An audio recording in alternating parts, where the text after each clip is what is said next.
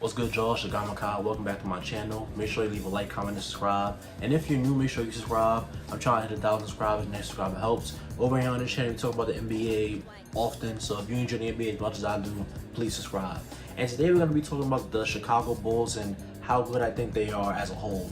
Because I'm realizing the videos I've been making have been, all about other teams. And I've made Bulls videos, but it's really just been about the trades that were happening at the time or the signings that were happening at the time. And I feel like I haven't really gone in depth about what I think this team is going to do this year. I've just been giving out, buzzwords like 4th seed and, we're going to be good. But I haven't really dove into why I think we're going to be good, how I think we're going to be good. So that's what I'm trying to do today in this video. I've been making, Portland videos and Cleveland videos, and I haven't even made one about my favorite team. So that's crazy to me.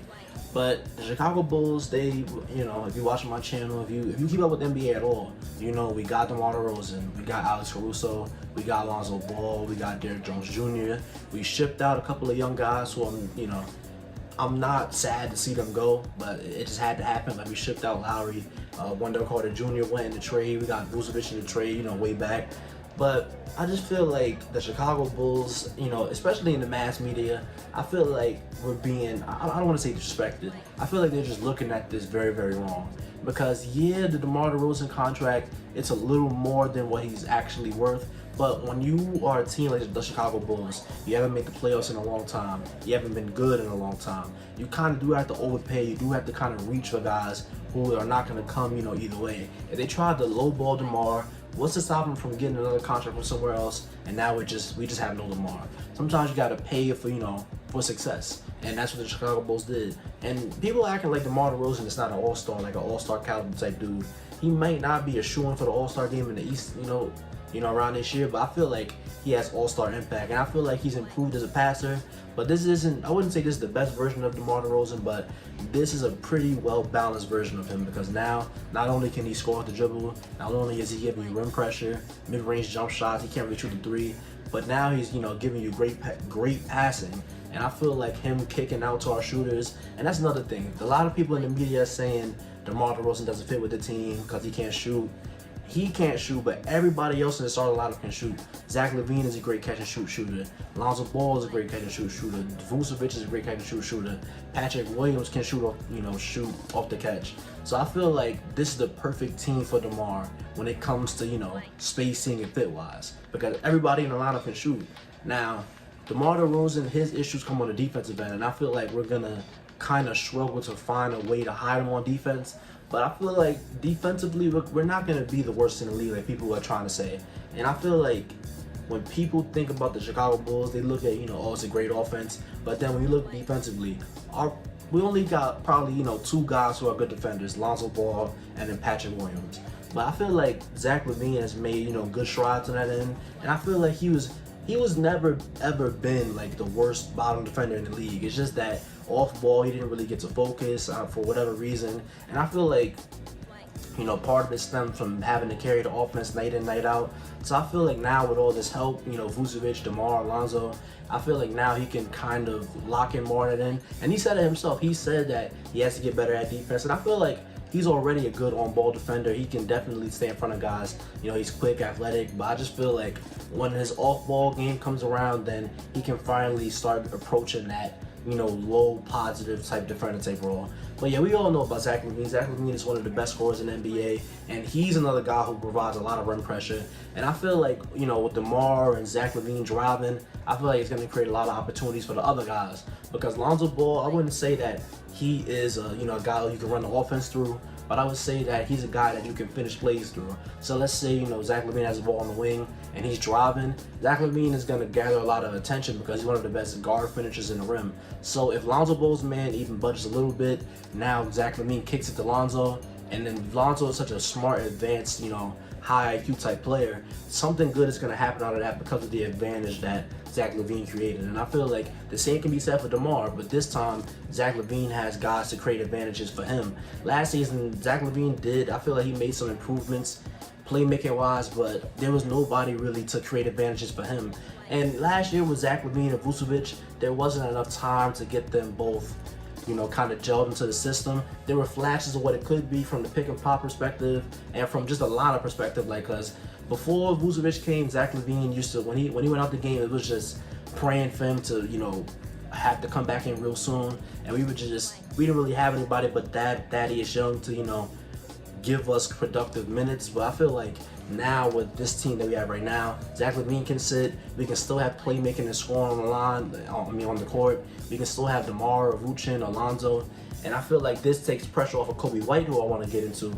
Kobe White, when Zach LaVine got out with COVID, Kobe White had a good stretch. I think he was averaging, to end the season, when he was starting, I think he averaged like 16 points per game, and it was good efficiency.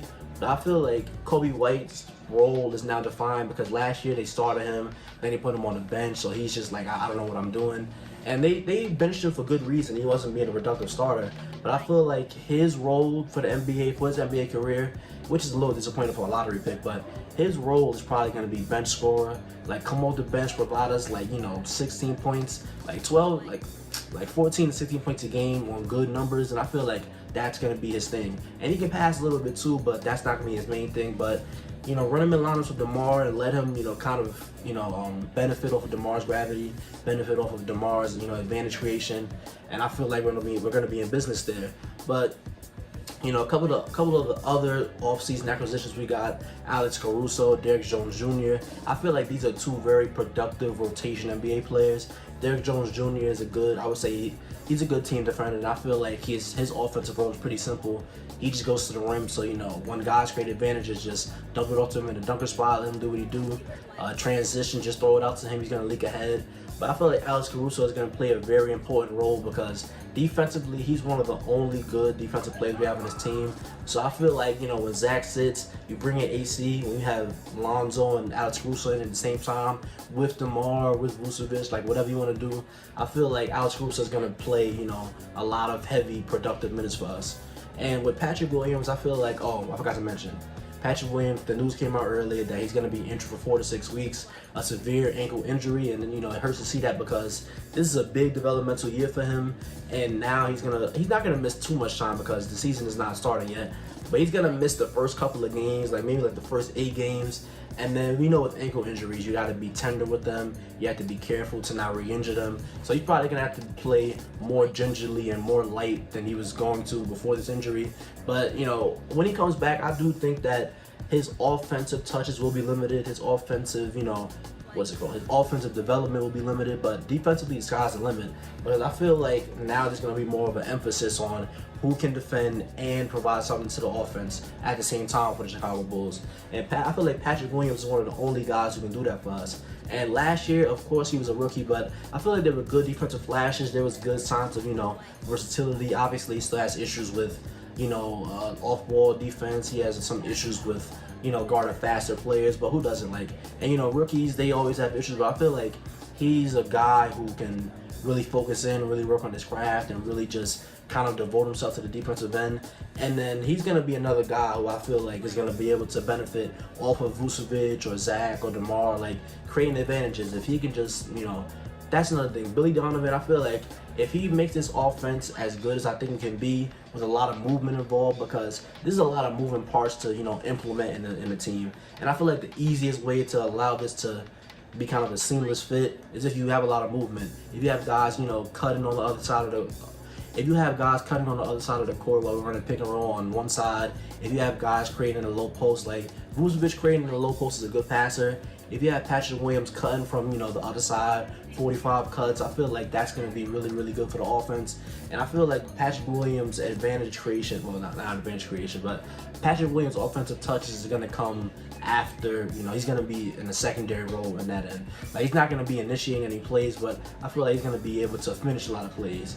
But the dynamic I'm really excited to see is between DeMar DeRozan, it's between Zach LaVine and Nikola Vucevic, because last year we didn't really get to see that a lot, but I feel like this year with them in the pick and pop, with them even, let Vucevic go to the free throw line area, mid-range area, and let, Zach LaVine kind of drag his defender along, I feel like Vucevic is going to have a big, big year, and I feel like he's kind of been the odd man left out this offseason because people forget how good he is because we signed Lonzo, we signed DeMar, but Vucevic is one of the best post players in the NBA. He's a great big man passer. He's a great shooter. He's one of the only big men whose jump shot you really have to respect. And I feel like he's going to be able to feast when, Zach LaVine eventually goes to sit. But there are some concerns I have with this basketball team. I feel like the big man depth is a really big issue. Tony Bradley, he's not anything special, but I feel like he's fine. But it's really at the 4 position that I'm kind of concerned, because after Patrick Williams is Derek Jones Jr. But what happens when, you know, a guy goes down? Like, let's say Vucevic is out for a game. What's going to happen? Like, Tony Bradley's going to start. Like, I just feel like there's just a lot of concerns there. And I feel like we're probably going to grab somebody at the, you know, at the trade deadline. But, you know, that the defense, I feel like, is not going to be too big of an issue, because people like to say that Vucevic is one of the worst defenders in the NBA. I really just don't believe that. He's kind of, I wouldn't say he's fast, but he's a mobile big. He has good lateral speed. He can move side to side pretty well. And I feel like he's good at containing pick and rolls. I feel like he's good at deterring guys from even coming to the rim.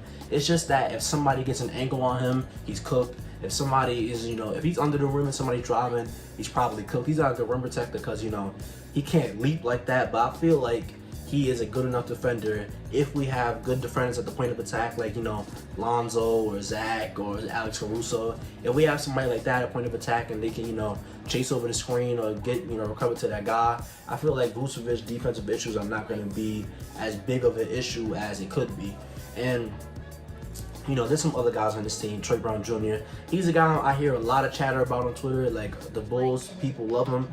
I don't know too much about him. I know that he is a good defender. Well, I wouldn't say good. I haven't seen enough. Like, I haven't seen enough of Trey Brown Jr. to give a concrete opinion. So I'm not too excited for what he's going to bring to this team. But hopefully it's something. Hopefully I'm, you know, pleasantly surprised. But yeah, man, this team is, you know, we got some good depth. We got some good, you know, we have a very good offense. I expect if we got top 10 in offense, that means something's going horribly wrong. And I feel like defensively, we're going to be middle of the road, nothing special, but nothing too bad. And I feel like when it comes to playoff, you know, when it comes to playoff seeding, I can see us being as high as the 4 seed. But with the way the East is right now, we're kind of in that same bracket as, you know, Indiana or Atlanta or Boston. I feel like we're right in there. So however that shakes out, I can see us being 4. I can see us being 6, 5. Like, I can see us in that range. But I'm betting on us being 4 because the way our offense is set up, the way our team is set up, when guys are going to have to go on, when teams that we play are going to be going into their bench, going deep into their bench, I feel like we're going to be able to have a great offensive creator on the floor at all times. And I feel like that goes a long way in the regular season, because when guys have to dip, coaches are known to dip into their, you know, bench more in the regular season. We're not going to have to, you know, kind of starve our buckets. One of Zach, DeMar, Vucevic, or Lonzo is going to be on the floor at all times. And I trust that they can, you know, always be able to create good offense for us. And I like Billy Donovan as a coach. I wouldn't say he's, you know, the best coach in the NBA, but I like him. I feel like he draws up some smart sets. I feel like he, you know, does some good things. I would like to see him utilize Vucevic in the post more, in the mid-range area. I've said this before, but, you know, before I end this video, I forgot to talk about Lonzo. I feel like Lonzo Ball this year is going to show us once again why he is not a bust, because I feel like the bust sore was because he wasn't a star out of the gate because of how much hype he had, but he turned himself into a very good three-point shooter. He's always been a good passer. He's always been a good defender. But I feel like this year, if we can see a self-creation kind of leap, that is going to be necessary. Like, Lonzo can play how he did last year, and I'd love to have him, but the thing is, he's so young that I don't think he's done developing. And I think that if we can see more of the flashes that we saw last year, but not to be flashes, it'd be like concrete evidence. Because last year, he was shooting mid-range shots off the pick and roll. He was getting to the rim off the pick and roll. And he was just doing a lot of good things. And I feel like if we can just advance that, I feel like there's no better pick and roll partner to, you know, kind of do that with than Vucevic. And I feel like Lonzo Ball is a smart enough guy to, you know, put in the time, put in the work. And I feel like, you know, he's just going to be able to take a small mini leap. But, you know, if he doesn't, that's fine. He's still going to give us like 15 points. I'll be good, like 7 assists, you know, 5 rebounds, and just plays good defense for us. And I feel like Zach LaVine is probably going to have to adjust his game the most. But I do think that the team's perimeter offense should be initiated with DeMar, because he's the best passer that we have on the perimeter. That is also a scoring threat. Lonzo is the best passer, but when it comes to passing plus scoring, I feel like DeMar is that guy. And I feel like if there was ever a guy who had to, you know, kind of transition to not a only off-ball role, but a more off-ball role. That guy is Zach LaVine, because he's a really, really good shooter, and he's good, at cutting off the ball. So I feel like initiated with DeMar and allow Zach LaVine to, reap the benefits of that. And Zach LaVine, of course he's gonna get a lot of touches, but I feel like majority of the time the play should initiate with DeMar, but Zach LaVine can kind of finish it off. And I feel like if we ever need to dump it off down to Vucevic, he's a great guy who can finish plays as well. But I just feel like we have so many options this season. I just wanted to be able to mesh well, and I want Billy Donovan to kind of make it to where everybody is comfortable. Obviously, there's going to be an adjustment period before the season, really, gets underway. So I expect us to kind of start off slow, because Zach has to adjust, DeMar has to adjust, Vucevic has to adjust. But I do think that I do see great things for this team. I see like 25 points per game for Zach, like 23 for Vucevic. I see Kobe White finally being able to be a good rotation NBA player. And Caruso is who he is, Derek Jones Jr. is who he is. And I really like the Chicago Bulls team. This is the best team we've had since we went to the playoffs with Jimmy Butler a couple of years ago. So, I just really like this team. I'm very excited to see what this team has in store for us this season. And, I'm just happy to go for the ride, man. I know people are like, we're not winning the championship. I don't care about that. As a basketball fan, you just want to see your favorite team hoop. You want to see your favorite team have good guys on the squad. So I just feel like we signed a lot of good guys, and I feel like the plan is set in motion for us to, finally return to the playoffs, win a series or two. Like, I would not be surprised at all if we made it to the Eastern Conference Finals, depending on how the season shakes up. But are you, like, Bulls fans out there, are y'all scared of the Atlanta Hawks in the playoffs? Y'all scared of the Celtics, the Pacers, the Knicks? Like, are we scared of any of those teams? The only teams that I feel like we would have a lot of troubles with is the teams that everybody's gonna have trouble with. Milwaukee, Brooklyn, Miami, teams like that. But anybody else, I think we can beat them in the series. And even, if the cards shake out, I'm getting too ahead of myself. But if the cards shake out right, maybe we could, knock on Miami's door, kind of get past them. I don't know. But I don't want to get too crazy. But yeah, that's my thoughts on the Chicago Bulls. This is a long video, but yeah, that's my thoughts on the Chicago Bulls. You're a Bulls fan, let me know how you're feeling. Let me know if you're rocking with us this year. And if you see anything in this video, thank you. Don't forget to like, comment, and subscribe. And I'll see you on the next one.